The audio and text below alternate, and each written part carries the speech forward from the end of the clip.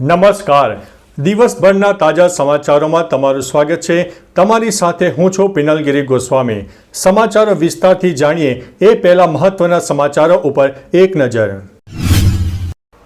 YouTuber Elvis યાદવના ઘરે ગોળીબાર કેસમાં પોલીસે એક આરોપીની ધરપકડ કરી છે. એલ્વિસના ઘર ઉપર ગોળી ચલાવનારનું એન્કાઉન્ટર. દક્ષિણ અમેરિકામાં 8ની તીવ્રતાનો ભયંકર ભૂકંપ આવ્યો. સુનામીનું એલર્ટ આપવામાં આવ્યું છે. કાશી વિશ્વનાથ મંદિરના શિખર ઉપર દેખાયું સફેદ ગુવાળ. રાજ્યના 16 ડેમ વોર્નિંગ ઉપર રાખવામાં આવ્યા છે. રાજ્યમાં છેલ્લા 24 કલાકમાં 212 તાલુકામાં વરસાદ નોંધાઈ ગયો છે. અમેરિકાએ વેનેઝુએલા પાસે સેના મોકલી છે. યુદ્ધના ભણકારા વાગી રહ્યા છે. એપલ ભારતમાં ત્રીજો સ્ટોર ખોલશે. ગણપતિની થીમથી પીએમ મોદીને આવકારવામાં આવશે. મહારાષ્ટ્રમાં વરસાદને કારણે અત્યાર સુધીમાં 24 લોકોના થયા છે મોત.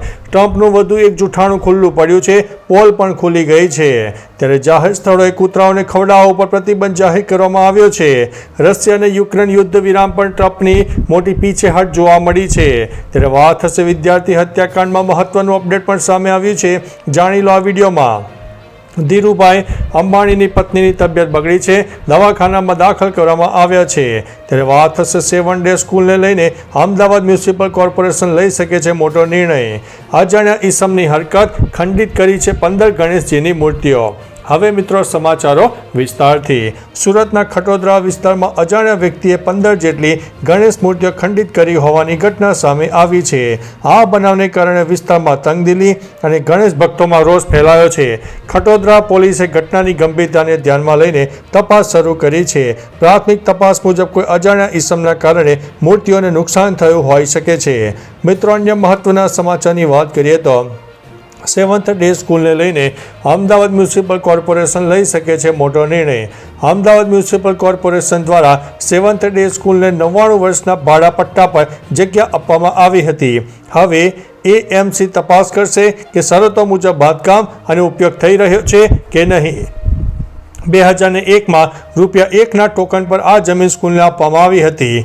આજે એસ્ટેટ કમિટીની બેઠકમાં આ મામલે મોટો નિર્ણય લેવાઈ શકે છે. જમીનની માપણી અને પ્લાન મુજબ બાંધકામની પણ ચકાસણી કરવામાં આવશે. મિત્રો, અન્ય મહત્વના સમાચારની વાત કરીએ તો ધીરુભાઈની પત્નીની તબિયત બગડી, દાખલ કરવામાં આવ્યા છે. કોકિલાબેન અંબાણીની તબિયત અચાનક બગડતા તેમને HN રિલાયન્સ હોસ્પિટલમાં દાખલ કરવામાં આવ્યા છે. અંબાણી પરિવાર તેમની તબિયતને લઈને ચિંતિત છે. મિત્રો, અન્ય મહત્વના સમાચારની વાત કરીએ તો વિદ્યાર્થી હત્યાકાંડમાં મોટું અપડેટ સામે આવ્યું છે. ગઈકાલે પણ મણિનગર સહિત અનેક સ્કૂલો બંધ રાખવામાં આવી. વાલીઓમાં હજુ પણ આક્રોશ જોવા મળી રહ્યો છે. ક્રાઇમ બ્રાન્ચ તરફથી મોટી કાર્યવાહી. સ્કૂલને આરોપી બનાવાશે. કોર્ટની મંજૂરી મળતા હવે કલમમાં ઉમેરો કરવામાં આવશે. હત્યા બાદ સ્કૂલ સંચાલક અને વાલીઓમાં ભારે રોષ જોવા મળ્યો છે. ડરામણો માહોલ. વિદ્યાર્થીઓ શાળાએ નથી જઈ રહ્યા. મિત્રો, અન્ય મહત્વના સમાચારની વાત કરીએ તો રશિયા અને યુક્રેન યુદ્ધ વિરામ પર ટ્રમ્પની પીછેહટ. રશિયા અને યુક્રેન યુદ્ધ વિરામ વચ્ચે અમેરિકાના પૂર્વ રાષ્ટ્રપતિ ડોનાલ્ડ ટ્રમ્પે યુ-ટર્ન લઈ લીધો છે. તેમણે રશિયા અને યુક્રેન અને શાંતિ ચર્ચામાંથી પોતાને દૂર રાખવાનો નિર્ણય કર્યો છે. રિપોર્ટ મુજબ પુતિન અને ઝેલેન્સ્કી વચ્ચે રૂબરૂ મુલાકાત થવાની સંભાવના છે, જે અમેરિકાની મધ્યસ્થી વિના યોજાશે. આ બેઠકમાં યુદ્ધ વિરામ અને શાંતિ માટેના માર્ગ ઉપર ચર્ચા કરવામાં આવશે. મિત્રો, અન્ય મહત્વના સમાચારની વાત કરીએ તો જાહેર સ્થળોએ કૂતરાઓને ખવડાવવા ઉપર પ્રતિબંધ. રખડતા કૂતરાઓના મુદ્દે સુપ્રીમ કોર્ટે એક મોટો ચુકાદો આપ્યો છે. કોર્ટે હવે જાહેર સ્થળોએ કૂતરાઓને ખવડાવવા પર પ્રતિબંધ મૂક્યો છે. તેમના માટે ફીડિંગ ઝોન બનાવવાનો આદેશ આપ્યો છે. આ ઉપરાંત સેવાઓમાં અવરોધ ઊભો કરનાર વ્યક્તિને 25,000 અને NGOએ 2 લાખ કોર્ટ રજિસ્ટ્રીમાં જમા કરાવવા પડશે. કોર્ટે એમ પણ કહ્યું છે કે હડકવાથી સંક્રમિત અથવા તો આક્રમક કૂતરાઓને છોડવામાં નહીં આવે. મિત્રો, અન્ય મહત્વના સમાચારની વાત કરીએ તો ટ્રમ્પનું વધુ એક જૂઠાણું ખુલ્લું પડ્યું છે. મોટી પોલ ખુલી ગઈ છે. અમેરિકાના રાષ્ટ્રપતિ ડોનાલ્ડ ટ્રમ્પનું વધુ એક મોટું જૂઠાણું ખુલ્લી પડી જવા પામ્યું છે. તેમણે દાવો કર્યો હતો કે US એજન્સીએ USAIDએ ભારતની ચૂંટણી પ્રક્રિયામાં હસ્તક્ષેપ કરવા અને મતદાન વધારવા માટે 182 કરોડનું ભંડોળ આપ્યું હતું. આ અંગે US એસએમબીએ હવે સ્પષ્ટતા કરી છે કે આ સમયગાળા દરમિયાન તેમને આવું કોઈ ભંડોળ મળ્યું નથી અને તેમણે કોઈને આપ્યું પણ નથી. આ સાથે ટ્રમ્પનો દાવો ખોટો સાબિત થયો છે. મિત્રો, અન્ય મહત્વના સમાચારની વાત કરીએ તો મહારાષ્ટ્રમાં વરસાદને કારણે અત્યાર સુધીમાં 24 લોકોના થયા છે મોત. છેલ્લા 4 દિવસથી ભારે વરસાદને કારણે મુંબઈ, પુણે, મરાઠવાડા અને વિદર્ભમાં ભારે નુકસાન થયું છે. અત્યાર સુધીમાં રાજ્યમાં 24 લોકોના મોત પણ થઈ ચૂક્યા છે. અનેક પ્રાણીઓ પરના પણ મોત થવા પામ્યા છે. અનેક ઘરો ધરાશાયી થયા છે. પાકને ગંભીર નુકસાન થયું છે. ડેમોમાં પાણીના સ્તર ઝડપથી વધી રહ્યા હોવાથી મોટા પાયે પાણી પણ છોડવામાં આવી રહ્યું છે. નદીઓ તુફાન ઉપર છે અને હજારો લોકોને સુરક્ષિત સ્થળે ખસેડવામાં આવી રહ્યા છે. મિત્રો, અન્ય મહત્વના સમાચારની વાત કરીએ તો ગણપતિની થીમથી પીએમ મોદીને આવકારવામાં આવશે. પીએમ મોદી 25 અને 26 ઓગસ્ટે ગુજરાત આવશે. અમદાવાદના નિકોલમાં ખોડલધામ ગ્રાઉન્ડ ખાતે સાંજે 4:30 વાગ્યે 5,477 કરોડના વિકાસ પ્રોજેક્ટનું લોકાર્પણ અને ખાતમુહૂર્ત થશે, જેમાં રેલવે, અર્બન ડેવલપમેન્ટ અને બિલ્ડિંગ જેવા વિભાગો સામેલ છે. સાબરમતીથી કટોસણ રોડ ટ્રેન અને કાર લોડેડ ટ્રેનને લીલી ઝંડી અપાશે. નિકોલમાં યોજાનારી જાહેર સભામાં ગણેશ થીમ આધારિત બેનરો સાથે પીએમનું સ્વાગત કરવામાં આવશે. મિત્રો, અન્ય મહત્વના સમાચારની વાત કરીએ તો એપલ ભારતમાં 3જો સ્ટોર ખોલશે. એપલ કંપની 2 સપ્ટેમ્બરના રોજ બેંગ્લોરના ફોનિક્સ મોલમાં ભારતનો પોતાનો 3જો સ્ટોર ખોલવા જઈ રહી છે. કંપનીએ આ રિટેલ સ્ટોરનું નામ એપલ હેબ્બલ રાખ્યું છે. સ્ટોરનો દેખાવ અને ડિઝાઇન ભારતીય સંસ્કૃતિને ધ્યાનમાં રાખીને તૈયાર કરવામાં આવી છે. એપલ હેબ્બલમાં ગ્રાહકોને એપલની તમામ પ્રોડક્ટને જોવા અને અજમાવવાની તક મળશે. આ સાથે કંપનીના નિષ્ણાતોની ટીમ ગ્રાહકોને પ્રોડક્ટ વિશે સંપૂર્ણ માહિતી પણ આપશે.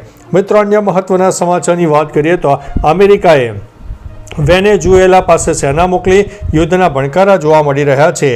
વેનેઝુએલા ડોનાલ્ડ ટ્રમ્પ પ્રશાસનનું નવું નિશાન બન્યું છે. અમેરિકાએ વેનેઝુએલાની આંતરરાષ્ટ્રીય સીમા પાસે 3 ડિસ્ટ્રોયર, 4,000 સૈનિકો, જાસૂસી વિમાન, સબમરીન સાથે નૌસેનાનો કાફલો તૈનાત કર્યો છે. અમેરિકાએ આ તૈનાતીનું કારણ તસ્કરી રોકવાનું જણાવ્યું છે, પરંતુ આ કાર્યવાહી પહેલાં ઘણી મોટી વાત છે કે યુદ્ધના નવા સંકેત પણ આપી રહી છે. આ ઘટનાથી આંતરરાષ્ટ્રીય સ્તરે તણાવ વધી રહ્યો છે. મિત્રો, અન્ય મહત્વના સમાચારની વાત કરીએ તો રાજ્યમાં છેલ્લા 24 કલાકમાં 212 તાલુકામાં વરસાદ નોંધાયો છે. ગત 24 કલાકમાં 212થી વધુ તાલુકામાં વરસાદ નોંધાયો છે. સૌથી વધુ વરસાદ વલસાડ જિલ્લાના પારડીમાં 3.58 ઇંચ રહ્યો છે. ધરમપુરમાં 2.72, ખેરગામમાં 2.13, કપરાડામાં 2.05, તલોદમાં 2.01 ઇંચ વરસાદ પડ્યો છે. ઉપરાંત વલસાડમાં 1.97 ઇંચ, ડાંગના આહવામાં 1.77 ઇંચ, વઘઈ અને ધનસુરામાં 1.73 ઇંચ તેમજ ઉમરગામ અને તિલકવાડામાં 1.69 ઇંચ વરસાદ નોંધાઈ ગયો છે. મિત્રો, અન્ય મહત્વના સમાચારની વાત કરીએ તો રાજ્યના 16 ડેમ વોર્નિંગ ઉપર. ગુજરાતમાં સતત વરસાદના કારણે ડેમોનું પાણીનું સ્તર વધી રહ્યું છે. રાજ્યના 206 ડેમમાં 55 ડેમ 100% ભરાયા છે. 66 ડેમ 70થી 100%, 36 ડેમ 50થી 70%, 30 ડેમ 25થી 50%, 19 ડેમ 25%થી ઓછા ભરાયેલા છે. સરદાર સરોવર ડેમ હાલમાં 78.39 ભરાયેલો છે. રાજ્યમાં 70 ડેમ હાઈ એલર્ટ ઉપર છે, 35 ડેમ એલર્ટ ઉપર અને 16 ડેમ વોર્નિંગ એલર્ટ ઉપર રાખવામાં આવ્યા છે, જેના કારણે સાવચેત રહેવાની સૂચના આપવામાં આવી છે. મિત્રો, અન્ય મહત્વના સમાચારની વાત કરીએ તો કાશી વિશ્વનાથ મંદિરના શિખર ઉપર દેખાયું સફેદ ઘુવડ. કાશી એટલે કે યુપીમાં કાશી વિશ્વનાથ મંદિરના શિખર પર છેલ્લા 3 દિવસથી સફેદ ઘુવડ દેખાઈ રહ્યું છે. મંદિર ટ્રસ્ટના CEO વિશ્વભૂષણ મિશ્રાએ તેનો ફોટો સોશિયલ મીડિયા પર શેર કર્યો છે. લોકો તેને શુભ સંકેત માની રહ્યા છે. જ્યોતિષીઓ મુજબ સફેદ ઘુવડ દેખાવા પર નફો, નોકરીમાં લાભ, દુર્ઘટના ટાળવી અને વૈશ્વિક શાંતિનો સંકેત માનવામાં આવે છે. શાસ્ત્રોમાં ઘુવડ દેવી લક્ષ્મીનું વાહન માનવામાં પણ આવે છે. મિત્રો, અન્ય મહત્વના સમાચારની વાત કરીએ તો દક્ષિણ અમેરિકામાં 8ની તીવ્રતાનો ભયંકર ભૂકંપ આવ્યો. સુનામીનું એલર્ટ આપવામાં આવ્યું છે. દક્ષિણ અમેરિકાના ડ્રેક પેસેજ વિસ્તારમાં 8ની તીવ્રતાનો જોરદાર ભૂકંપ આવ્યો. ભૂકંપનું કેન્દ્ર 10.8 કિલોમીટરની ઊંડાઈએ નોંધાયું છે. હજુ સુધી કોઈ જાનહાનિ કે મોટી માલહાનિના અહેવાલ નથી, પરંતુ આંચકા બાદ તરત જ સુનામીનું એલર્ટ આપવામાં આવ્યું છે, જેના કારણે લોકોમાં ભયનો માહોલ છવાયો છે. ભૂકંપ અને સુનામીની શક્યતાને જોતા તંત્ર એલર્ટ મોડ ઉપર જોવા મળ્યું છે. મિત્રો, અન્ય મહત્વના સમાચારની વાત કરીએ તો એલ્વિસના ઘર ઉપર ગોળી ચલાવનારનું એન્કાઉન્ટર. યુટ્યુબર એલ્વિસ યાદવના ઘરે ગોળીબાર કેસમાં પોલીસે એક આરોપીની ધરપકડ કરી. પોલીસે આરોપી ઈશાંતને ફરીદાબાદથી ધરપકડ કરી છે.